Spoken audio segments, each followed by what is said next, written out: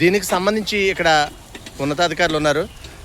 Sir ఇది మొత్తం total estimation ఎంత సార్? ఇది 90 లక్షలు. సుమారు చాలా కాలం నుంచి చేస్తున్నాను, ప్రజలు ఇబ్బంది పడుతున్నారు. మరి ఏంటంటే పరిస్థితి ఇంకా ఎంతకాలం పడుతుంది? 1 మంత్లో మ్యాక్సిమం అయిపోతుంది.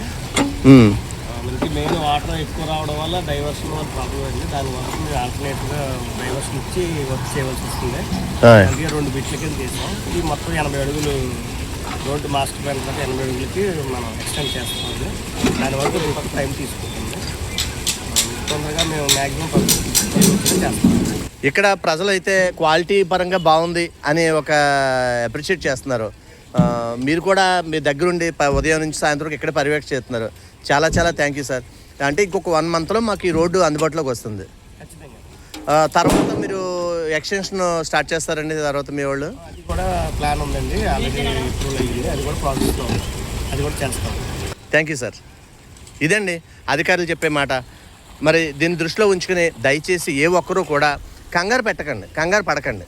ఎందుకంటే ఇది చూశారు కదా, చాలా భారీ ఎస్టిమేషన్తో లైఫ్ లాంగ్ చాలా బాగుండే విధంగా దీన్ని చేస్తున్నారు.